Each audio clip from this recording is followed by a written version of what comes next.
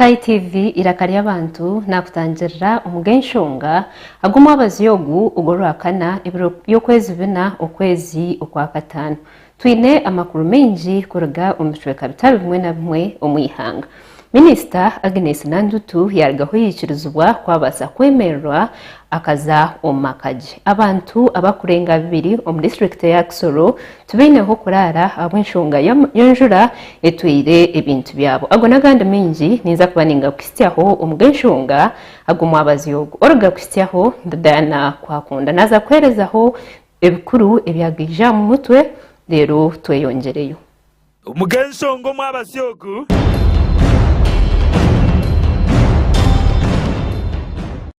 iganasha tubitsirwe bitenguro mu ihanga rya Rwanda ariko nje yari ku muhanda niyo manjije kuba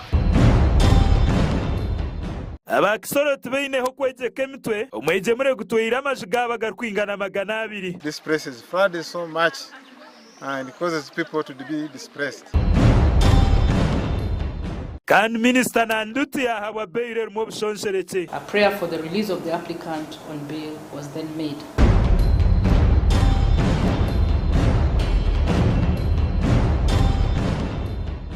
Izoba ryambwenu koti ya rugayo yabasa kubanehereza umugenshongo mu abaziyogo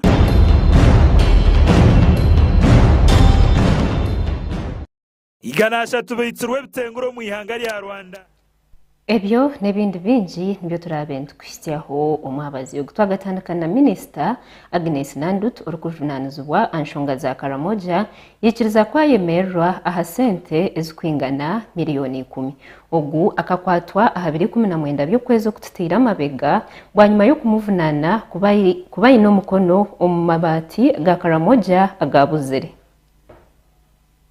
Izoba ryambwenu koti ya rugayo yabasa kubanehereza bail Minister Nandutu ahubwo kugira ngo ayino burwire kandi tubura kubasa kureberwa mu cyome ukwikaha mutindo guburukwetenga. Place of abode within the jurisdiction of the court, and that all material times has been a law-abiding citizen. That she has been voluntarily reporting to police CID headquarters at Kibuli whenever called upon to appear, including applicant 6 orders of court releasing her on bail pending her trial. The application was brought by way of notice of motion. A prayer for the release of the applicant on bail was then made. Ebyona nebyijaho bwa nyuma ya court okwanga kuhereza bail Minister Nandutu izobe ryanyumwe yabazyo ekamushaba okugarukayo izoberi. Yesterday, the 3rd of May 2023, counsel for the applicant went through the grounds in the notice of motion and the supporting affidavit. Bamwe muri yabo abayemerera Minister Nandutu harimo James Nathan Nandara Mafabi, Gerard Nangoli hamwe na chairperson w'entebe ya katano ahabwa Bududa district omwami Kamoti Meriton hamwe nabandi.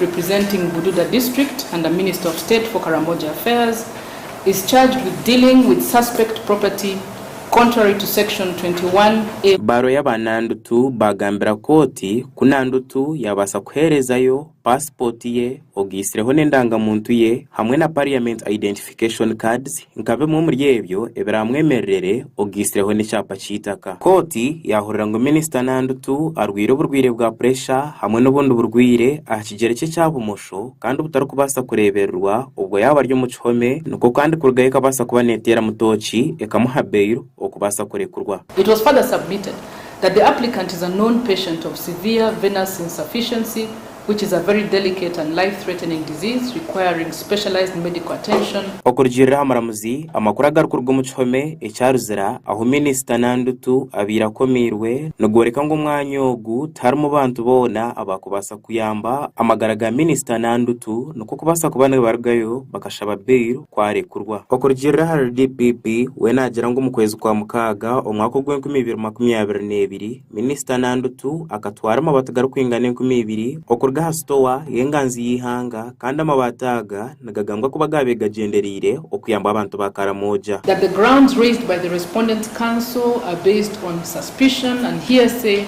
and that the court has the liberty to release the applicant on bail even if there is only one substantial surety and set suitable conditions. Amakuraga gashakwa Judith Kwakunda abwa Sky TV agenshonga.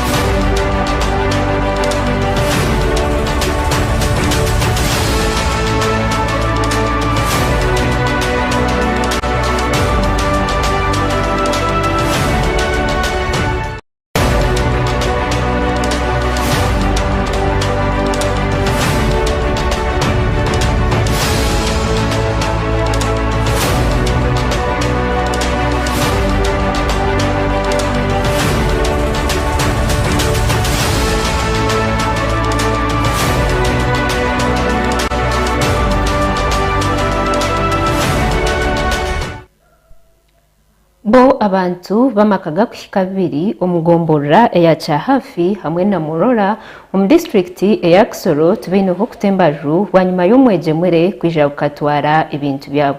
Eki kikabaho omwezi gw'Orwakashatu hamwe n'Orwakabiri obwo ebintu byabo byasisikara ebirimu amaka, emisiri, amashomero oteireho n'amarwaro. Okurigirira abebembezi b'ekyanga eki abantu ba hafi town council nibakira kuteganisibwa munonga omwegyemure abo kugira ngu amaizi agarukorwa omu migyera eyetoreire ekyanga eki goona nigeshuka omu town council niemwe. Abebembezi nibagira ngu amashomero, amarwariro, enguuto hamwe n'ebihingwa baitu oteireho n'amaduuka g'abantu nigo gateganisibwe munonga bwanyuma y'okutaahwamu amaizi. Abashubuzi nibagira ngu emishuburo yabo nibaasa kwija kugaruka hansi bwanyuma y'ebihingwa hamwe n'enguuto kushishwa amaizi nigo gamwe. Aba nibagira ngu hatabaireho mbabazi za Ruhanga nibabaasa kwija kuteerwa enjara y'amaani baitu oteireho n'endwara ezirikuruga aha burofa. Abembezi b'ekyanga eki nibatakira gavumenti kukora ekirikubaasika kyona kurebeka ngu babaha sente babaasa kugura itaka eriri omu mwanya murungi bafuriramu. Have been affected. The business in our trading center here has been halted because it is now an enclave. It has been surrounded by water. So crops, both of different varieties, sweet potatoes, maize, Irish, all of those. Some have already harvested, which were near to mature. Others, the result you can't. You see that the Irish was flowering. bahombe ibintu byabo bingi bisheshikire warebe nkareberanda yine mbuzi kinazirebaho ente iye nashanga yente emwe ari kugira ngo tayino no kora basa kugihayo konka warebe misiriye ko yafuka yona ukarebe mondi ukareba ebitakuri ukareba nebicori nabwo byijwire ninteka tayo government chimere kutahamo ikareba ko yakwasa abantu kugira ngo babeho abo kuba nubwo amezi gije nibitenga kubaho ngo garapfa iby'ubushubuzi za business zimwe nazo zose zimwe zararidutse ubu business muno nta cyo twakora kakanya k'abantu amahoteli ntibari guteka amabara garakinzwe amaduka garakinzwe abenshi babo amazi gaje batarimo ibintu byabo byaragiye ubuntu bari gushaka nta nuko wabona uko wakingura urugi ntawo ko bitacu wakora abenshi bapfiriwe abantu babo hariho inzimwe yo inkingo yisha abantu 8 wabasiga babyeyi babiri gusa abandi bose abo babyeyi bose me. Shafik Sekandi or RDC wa district ya Kisoro agambira hanshongeji ari kugira ngo abantu ba Murora hamwe na Kibumba nibo bakirizeyo kuteganisibwa omwegyemure ogu ati asaba abantu abarihine mwanya ngo gumwe kugeza aho kufurika bakazo mu myanya eteirweho amakanisa hamwe n'amashomero umuringo go kugeza aho kutambira amagara ubuteyitwa mwegyemure ngo gumwe. So people have been displaced. Most of the gardens were swept away. This area normally grows Irish potatoes. They grow sweet potatoes, onions, millet, sorghum, and beans. So because people have cultivated all the hilltops coming down to the wetlands, whenever heavy rain comes, it finds the soils bare and it sweeps away everything. That's what happened in Kibumba. So in one home of the chairman S1 for Biza village, 5 people died, including a senior 6 student.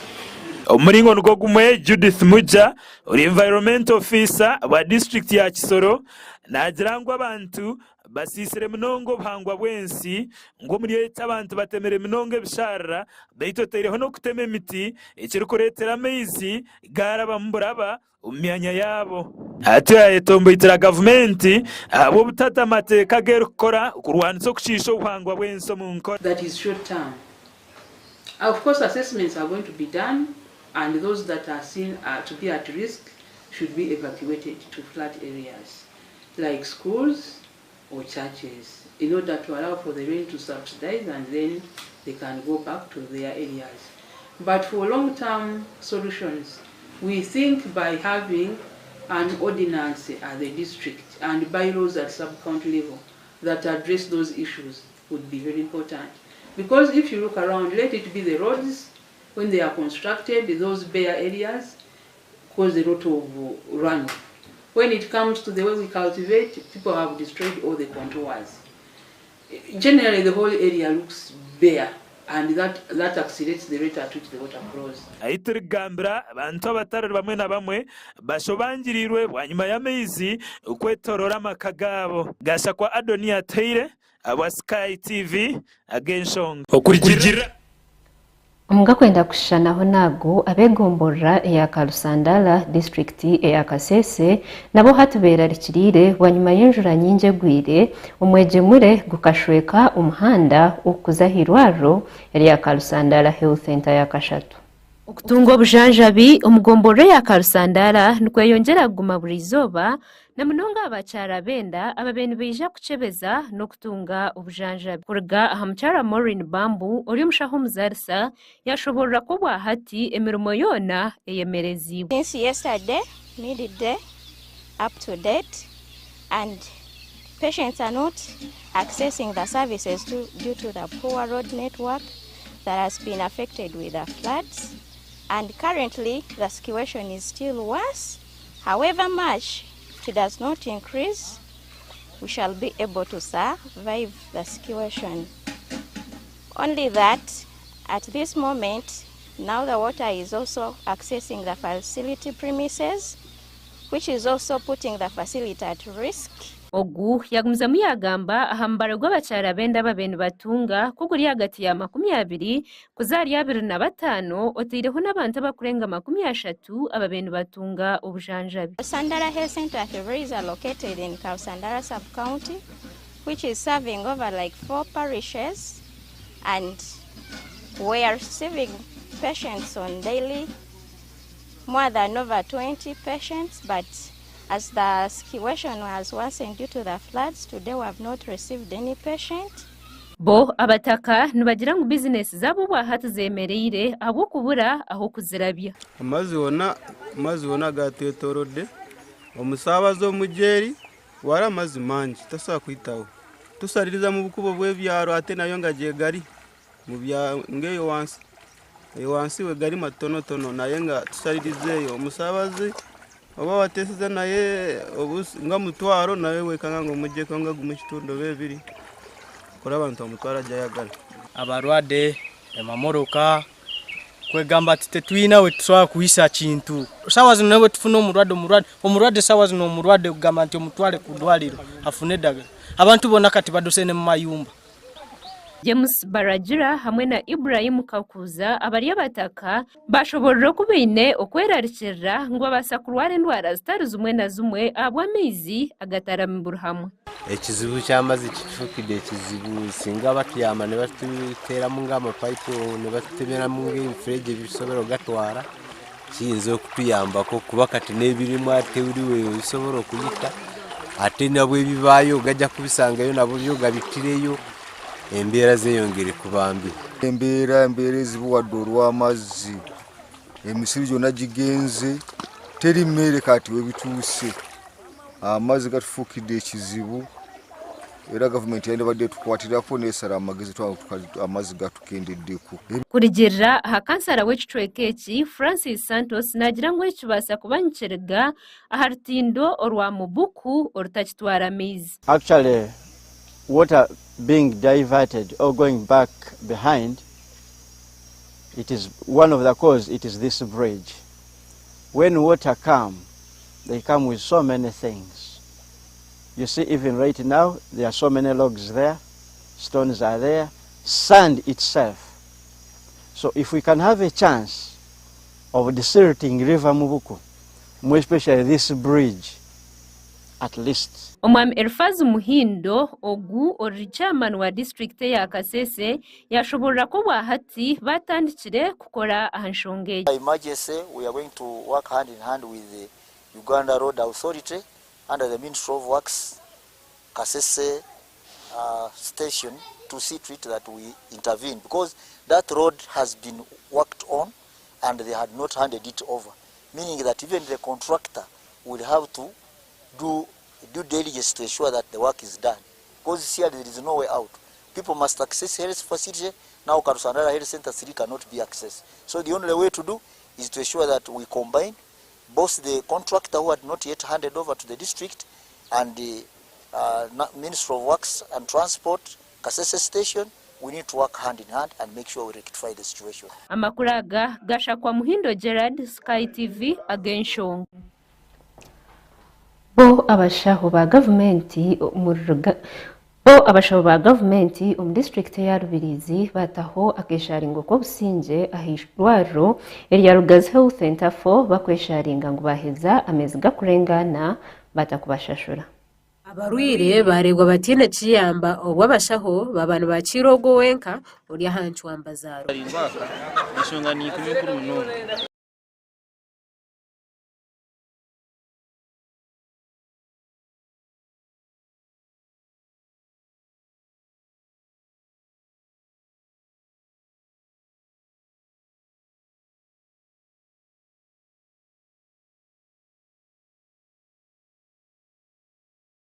Bari mu maternity ari abakazi barukubi bari ne babajajaba konka akarimuka cyako ahubwo murimo gutukora nakasarare kacha kutukora nako kabuzire nitwebuza nibe nangu tukore tuti abo kuba we are expected to be on duty from Monday to Friday oyize kurwo kubana kora katano riyo nokora nangwa nabarire bonkandi barra kurwo mu December taro mbazgo no gwariziro mu irwaro abantu bona bari mbabona no gambiro abashaho bagira ngo kwihika kwesharenga baturene bagambaho nabuciru kwataho bitwe bayambire nkando bona zaro nizo kubamara bino busasa bwinji abomeza ashatu tine mushara kandi twini abana bashoma for example nyowe single mother ninabishi bashatu bona tamo yahwire tubarashomere abo kuba barafina school fees yo kushashura ekindi abana bitu baromba rwa tuition kabashaho umwana wanje wa muheru aine myakena already yesterday bamukumire bashanga ryo myero abo tuition necho kujya tukiruho lesa bundi yo kunabana yoterho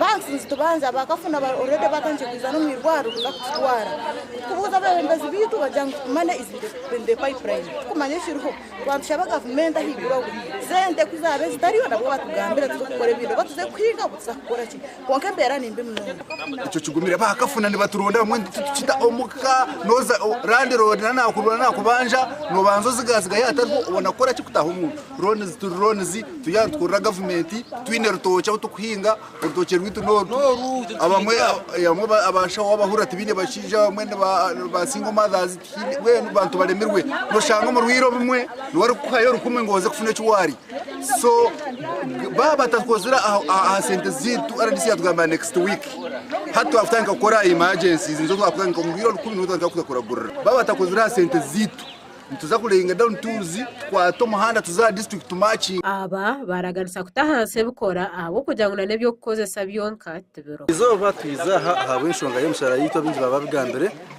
kunka oyireho na necho itwenka bashaho twino bushasi ugazera center for ngirwaro hango eseze rya kwenda ndihindura rikaba hospital akubanga irwaro ryakira amasaza abiri isaza rya Bunyaruguru hamwe n'isaza rya Katerera so engineer Faro ya Rubirizi district kunka tusasaba rwire bona bo kwiza bona kurwo masaza gubwo nabiri nibashikaha abashaho tubakora ko ngantu baturuho kunke mbaze kubahereza teruhu turi umeze katano tutakafunire mbase umurure no muhandikira panado usanga na panado gura sinjigana umufacility ya government itaram panado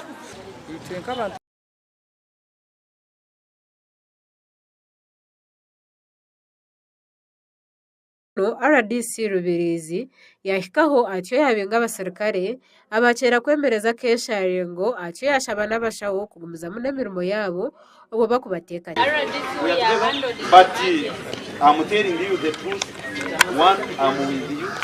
Two, I'm supporting you 100%. Three, you are supposed to be paid.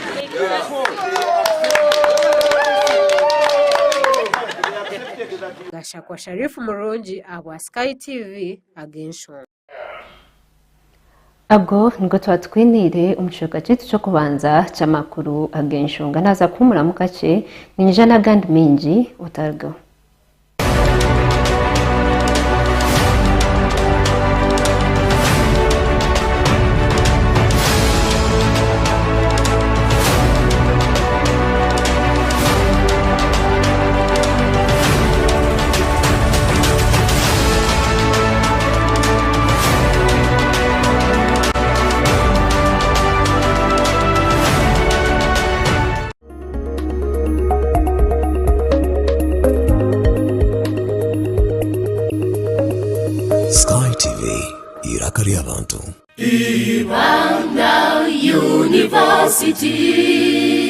Academic Registrar Ibanda University na yetabeji hamwe n'imo mwena abarukwenda kongera abashandizo by'ubwegese ngobwa hati initeke yo kweso kwa katano hamwe no kwa munana babetegurire abo mwaka gobyenshoma 2023 2024 Ibanda University yahire yo kugura beji harurengo rwa postgraduate programs nga Masters of Public Administration, Masters in Education Planning and Administration, Masters of Public Administration and Management, Masters in Education Leadership and Management, Postgraduate Diploma in Education, Postgraduate Diploma in Public Administration and Management, Postgraduate Diploma in Business Administration, Postgraduate Diploma in Education Leadership and Management. Hamwe na gano mashomo nyamwingi omu undergraduate programs nkomu Faculty of Business and Management Studies, Faculty of Applied Sciences, Faculty of Education, Faculty of Humanities and Social Sciences. Hamwe na short courses nyamwingi. Tunga application form kurugachi wanje chabo echa internet www.ibandauniversity.ac.ug ninga gamba Ibanda University alinotu mushanj ina ibiru not emwe not ina ishatu na notu mushanj itanu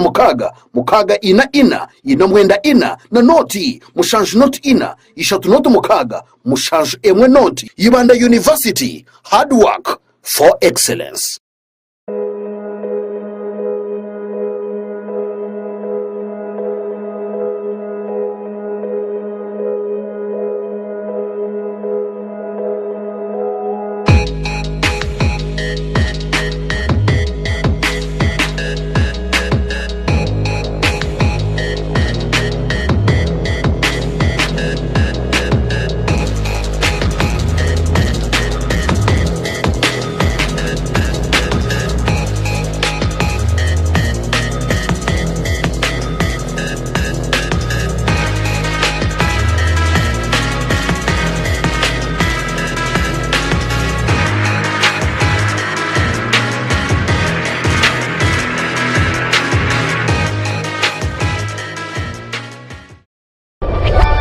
turebere enshonga za rukundo aha rubaju rw'omwami n'omukyara boyfriend na girlfriend narishi abantu bingi abaryokwe habiremu obutikirizana habamu n'obutaba nk'omu maka.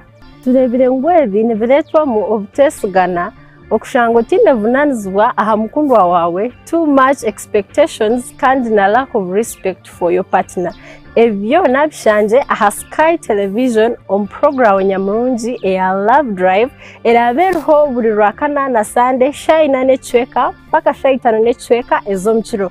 Sakwa ntukusiyaho amabaraka g'abantu harimu enshonga zitari zimwe na zimwe tukusiyaho n'obuhabuzi kuruga abantu abaryokwe. Nanyo muhereza wa Olivia Kamusime tushanje aha Makarista Road hihi na Kabaterine Primary School narishi aha social media platforms zona Sky TV UG official. Sky TV irakarya abantu.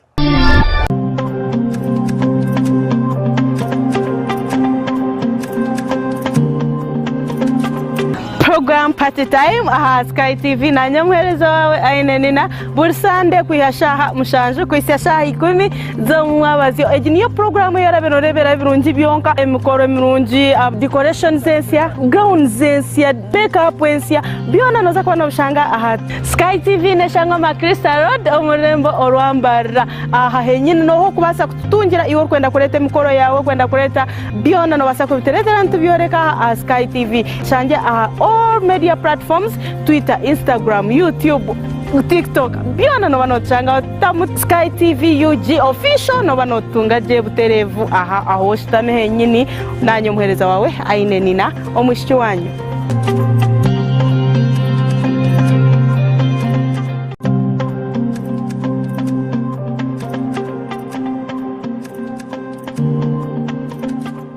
buri Rwakabiri shayishatu n'ecicweka kwika ina n'ecicweka z'omukiro otaferwa program omuhingi n'omulisa aha Sky TV. Kwega abahingi okega abakugu nangwa tukakopa nari abo bantu ababasize kuraba omu business age bari kutwegesa kimwe bibiri bishatu okutwa kubasa kutunga entasya omu byobuhingi n'obulisa obwe turi kurabera omu mataka gitu make lero tyo tukabasa kutunga entasya nyamurungi. Obwe program age neza kubone kukiboho nyowe kanwa kagamba Edmond principal farmer omuhingi atarukwata mu itaka.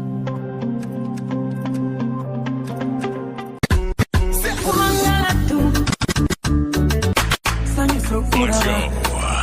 You should be all over, baby. Bust it up, bust it. I put diamonds on your wrist. Hey, I'm coming and I'm not denying. Make a way for me.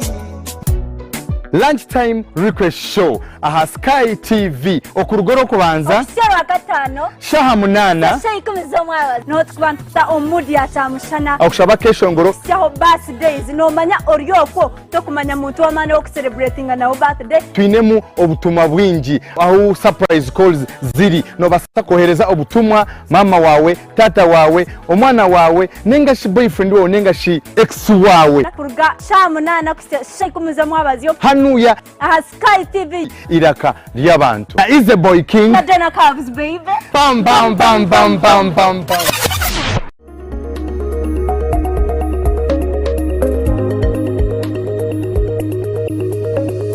Sky TV iraka ry'abantu.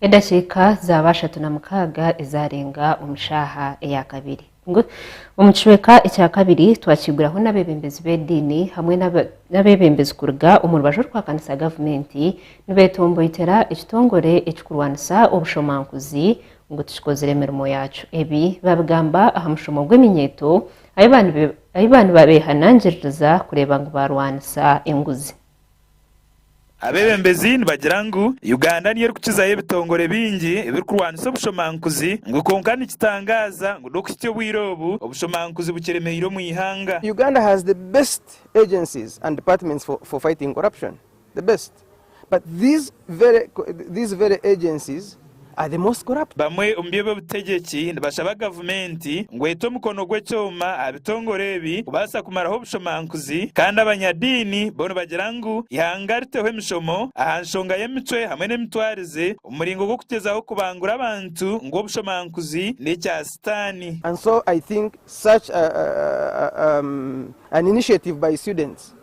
and by the administration at Bishop Stewart to involve the young people in the fight against corruption is a very good initiative.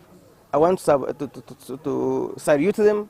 I am happy that I am here to see them begin this, and they have my support. Uburuwenguzi ni kimwe ahabintu ebiri kuteganisa entunguka y'ihanga ebirebi obukiri kugamba ngo buhumbe no buhumbe bwa sente bo bongeyire ku bantu bubura buri mwaka no baraye hariho ebitongore biri kurwanisa uburuwenguzo mu ihanga kigamba ngo ebitongore ebi nibasa ku bantu byo biri kwenegeza omuzogu kweyongera. We have seen corruption in the departments at the districts, so it is true that we have the best, but it's also true that the watchdogs are also corrupt. Francis Mwijike uriyo myishengera hababweju nagira ngo burwenguzo mu ihanga kabeira kaze kutandikira ha muntu wabutosha kwika ahari mukuru w'ihanga. You cannot get satisfied when 90% of the leaders are products of corruption, and a product of corruption cannot fight corruption. I have seen a lot of massaging a few suspects, but they can't do much because at the end of the day the corruption is linked to the main leadership of this country. It survives on this corruption. The leadership survives on rented support. We bribe in elections. If you bribe, that is corruption. Gurigira Reverend Aaron Mesje, director w'emtwe hamwe n'emitwarizo mu office y'umuyembezi w'ihanga nagira ngo obushomankuzi brengesereze mnongo mu ihanga icyakabi munonga hantunguka y'ihanga. So you don't look at it from the embezzlement perspective of huge funds of money. Look at it from even immorality, even cheating your spouse. I was telling the bishop, if you are married and you cheat your spouse, remember you are sleeping with a man or a woman who is not your husband and your wife. Therefore, that man is infringing on the rights of another person. And when you infringe on the rights of another person, you are actually corrupt. atiyo yahiga abantu bona kugeza aho munonga kushomeza mnyeto akabi akariyo mbushomankuzi, because it is the population that will demand of leaders to either stop corruption or leave governance or leave leadership.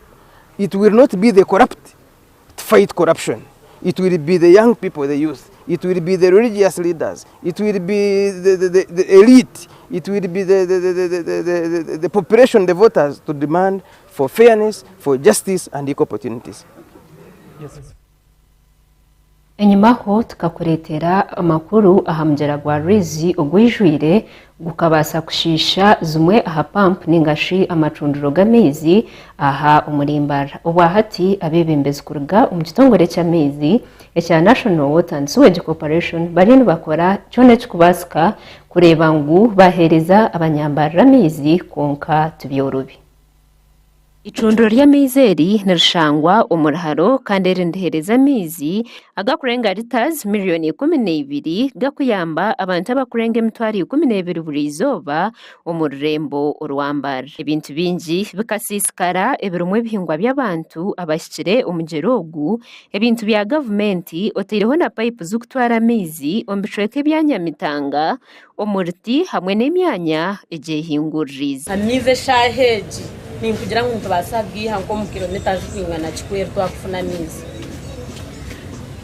to kutuma y'umwana hakaza yakagareta hateshaye jahigari note ko futa mwentambura ikaba niyo yakuronda mizi imyanya ebira affected harimo karugangama harimo rwemirinzi harimo kitebero harimo kabare harimo karubanda atedo murabagisi yar sirinjuru 10 na rwizi ntutinaho biza kutahamiza kamizi ni mingi mwen twantwenda ngu batuyambeho abo kuba twine mizu munzo mazugiti toire tuzona zigire tine twasa kozesa tine mizigo kutecha sa amisa tino utugiha aitukuza kugiya za rugazi eje batashashiri injuru 10 ariko turwine ngene tuyambe government murake gukora tapeji tufuna mizi urukura ekitongore cy'amezi ecya National Water and Sewage Corporation umwami Dennis Muramuzi yashobora kuba hati bacwiremu okutandika kukozesa za generator. Of water is still very much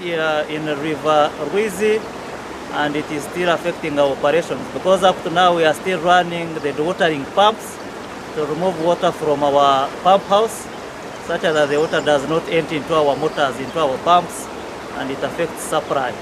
So the watering pumps every after 1 hour have to be put on, and we scoop off. Ogu yashobora kucyarigire ahanjura nyamwingi eyaretsere umwegemure gukatera icundreri gukareka risiskire. The volume has really increased since yesterday, and as you can see, this pipeline taking water to Chinon branch and Root branch is still somehow submerged. We feel even the pedestals, some of them are going to be affected because the last rains of November, they were badly affected. But the team is on ground to ensure that supply is restored as soon as the water levels go down. Umwami Ogu yashobora kweki kuza kubihaho sente nyingi akugira ngo ncetenga sente zikurenga miliyoni 100 kandi yashaba ekitongore cya UNRA kubabasa kubekereza obwahati bakabana bakozesa urutindo rwakatete. Tusaba aba UNRA bajja batuyambeko as a temporary measure to installing a pipe ya feite ku bridge to supplying abantu afebe katete nga tukola long term solution.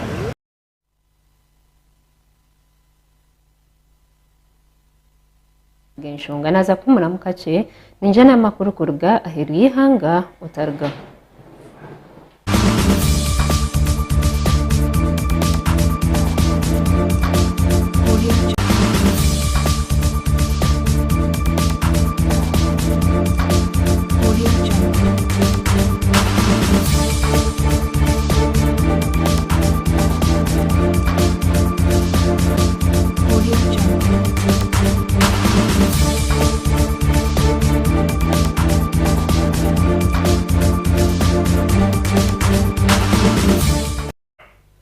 agutwinire kuraga wahiriye ihanga umwihanga irya Rwanda abantu abakurenga 130 nibo bafire wanyuma y'enjura nyamwingi ebateire okufa kw'abantu aba nabo kugira ngo tubekiri bwe buri nyekiro nuko bengi kufa bagwejejire abantu abarukwingana 13 nibo bafero mwegemure mu Rwanda mu Northern na Western provinces omwe ahabebembezi yagira ngo ejura etandikiro mu kiro abantu babyamye ngo kandi mu bafire harimo Claude Nyiraneza umwana w'emyaka 5 Francois Habitegeko local governor w'umwanyogo yagira ngo amaje mingi gagwerira abantu nkanda nenguto nyingi tizikubasa kukozesebwa ahabwe mwegemure enamba y'abantu abahutaziwe ne hamya ko kwekuza kweyongera ahubwo kugira ngo amizi gaciyo nigeyongera President wa Rwanda yahitiye kushasha kweye ahari aba bashasha kandi yagira ngo abantu bariyo batwarwa mu myanya ndejo Government eriyo nekora namani kureba ngo yahika hari buriju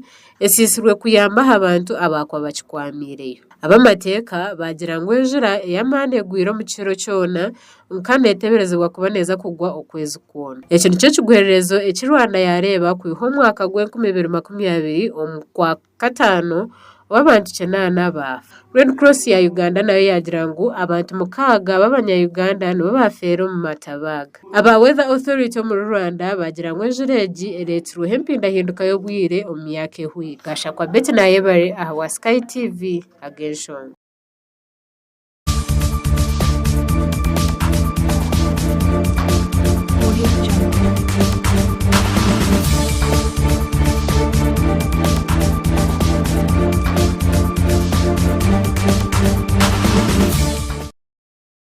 agitwinire umbyemzano timu ya Mbarara City yatera Adjumani Town Council goli 5 aharzuru umutendeki wa Adjumani nagira ngo umpira ogu gwa gutarumu buringaniza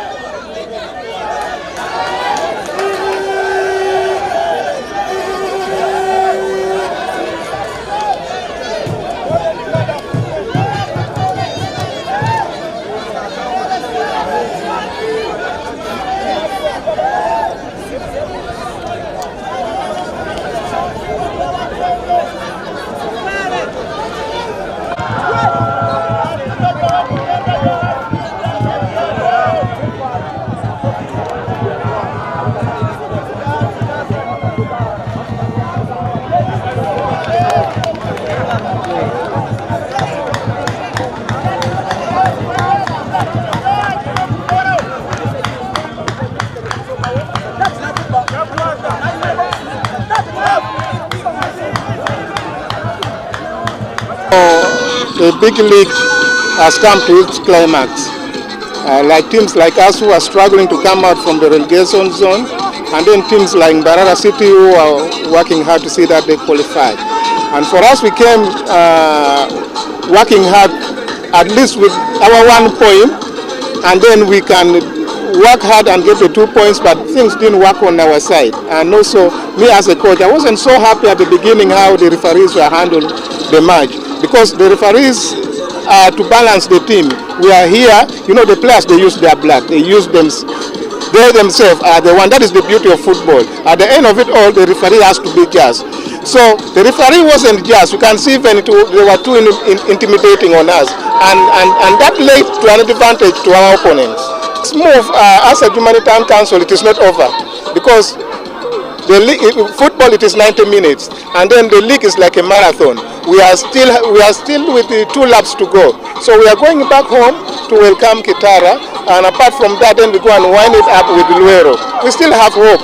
If we get like 4 points or 3 points, we can still escape the relegation, and that is the most important thing for humanitarian council at the moment. Tusoko kuba nti twebaza Katonda tuwadde result gye tusinga gye twetaaga. Twetegese mu this game nga tusuubira nti twetaaga goals at least nyingi okumenga sure zitukuma mu advantage okusinziira ku opponent waffe abadde atugoba twali tumusingako goals 2 nga twetaaga more goals so that nti tusobole okubanga competition yaffe at least ne wekinabanga goals ezituyisaawo zibenga zitumala naye tufunye result gye tusuubira nti twetegekere bulungi ate tufunye result gye tubadde twetaaga. Iyo timu ya Bright Stars yateera Busoga United goli 2-0. It was a lunchtime kickoff at the Kavumba Recreational Grounds as Bright Stars hosted Busoga United. Bright Stars making one change to the lineup that drew with Bull Football Club as Busoga gave Oyo his debut today in goal. It was, of course, Bright Stars Football Club that began very quickly, lucky with some very good skills. But unfortunately, those skills did not pay up as there was a closer chance there as Taumera almost put the ball in his very own back net. On the other side, Tibita tried to get the best of the goalkeeper of Bright Stars, but not yielding up as Bright Stars continued to probe, and very good skills here from the young man, Nordin Punjo, but Loki again failing to get the right ball over the bar. It was Kasinde linking up with Loki yet again, but the goalkeeper Oyo had to come out to the rescue to deny Bright Stars their very, very fast goal. Bright Stars continued to press as, of course, Busoga United played heavy. They got a very good chance, but the flag went up and Kaka was denied from closer range. Chintu tried to swab one ball inside, but not the best of headers coming through as the goalkeeper on the other side of Bright Stars, Matovu Hassan, was very outstanding in goal. More continued Loki brought down by Tahomera, who has actually been very physical today, making sure that nothing yields up, and the young Oyo had to pull his best of skills to deny Loki from close range, and that was a very acrobatic save from the debutant goalkeeper Oyo.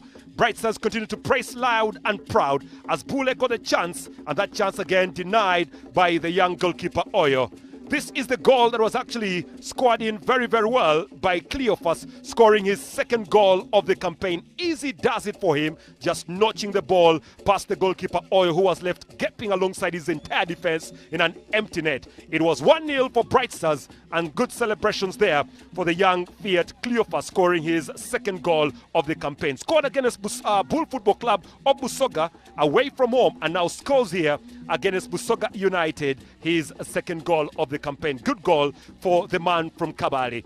Well, Bright Stars Football Club at this juncture had very good celebrations. The bench was very much heated up as they continued to praise and praise. And here comes a goal from Punjo Nordin, bam, into the back of the net, scoring his first goal in the Start Times Uganda Premier League and his second goal of the season. Scored a goal against KCCA Football Club in the Stanbic Uganda Cup that eliminated KCCA from the Uganda Cup rather. But here he scores a goal that gives Bright Stars the second goal of the night. Good goal from the young Punjo Nordin, scoring his very, very first goal in the Star Times Uganda Premier League.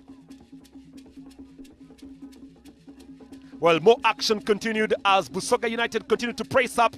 Not the best here from Tibita, who tried very much to go acrobatic, but good skills we saw from Amesi, beating 1-2-3 many, but unfortunately not getting the best of that drive as more pressing up from Busoga United. There was a call for a handball here, which was denied by the referee as action continued to probe up. Lucky, very unlucky today. This was one of the best chances, but Mandera failing to get that ball past the goalkeeper Oyo. Ago nubwo twatwinire umbyemizano umwabazi yo gutwahika umukashoshereke kitu akacishakuzo hamwe n'ekito cyacu reka Michael Karungi atusiteho ekishakuzo kizoba Mukama simwe Mukama nabakunda mwijure mutumo rukwera kandi embabazi za Yesu zibeze biro byona amazina nabanyeta Michael Karo Karungi omuchwekeki ecyo kishakuzo n'ekito cyacho obwenye no mushicho wanje nyamurungi ubwo munyanya zo utwayehireyo okubahereza itwa Sky TV ekishakuzo kitu kizobera kigira ngo shaku njire nyungu yanje eteka hatari umurro njire nyungu yanje eteka hatari umurro kandi mu mpenye na yanje mbitire kishakuzo ityo tushume habo kubibirebi n'ibiro bya speed kwa katano ku no kwezi kuri kwetaga mani minji ekito cyacho ni kigira ngo n'entabo y'ebitoki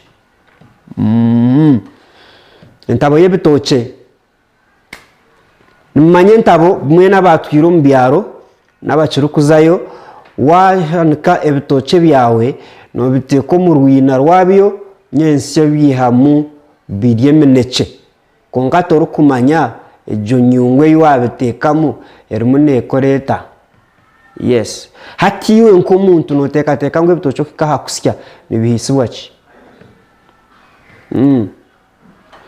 ekishakuze kitinkwenda nkutware hare nanye ninyendo teke nyensya omoyo tukonko mutishakuze eki nyewe kimaiko yagamba ni hamwechi mbwenu tendaze kutwara manyano yegeki manyano jiroti manyano yhamwechi apana nyenza kuja ngo guma Sky TV kandi nkugire nte yagende tine mukuru nkabutosha egenda bwira tutyo turebane izoberi ya nyenchakare omuhereza nimbanchiri Michael Karo Karungi kandi na station esigarere Sky TV murare kurungi turebane izoberi ya nyenchakare Ebare Michael Karo Karungi abo kutitiaho ekishakuzo kizuba ago ngo twatwinire umugenshunga aguma abaziyogo agenshunga kandi ogarinde izoberi ya nyenchakare eshahanuzo zumwe nateganda na Kwakunda kankwendeze ukurara kurungi mukama akurinde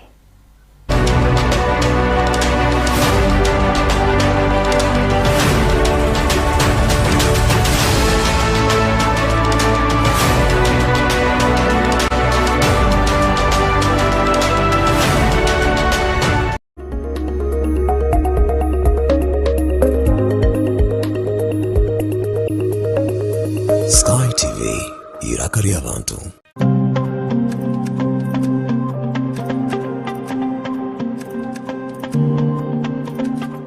buri rwa kabiri shayishatu n'ekicweka kwika ina n'ekicweka z'omukiro otaferwa program omuhingi n'umulisa aha Sky TV orukwega abahingi okega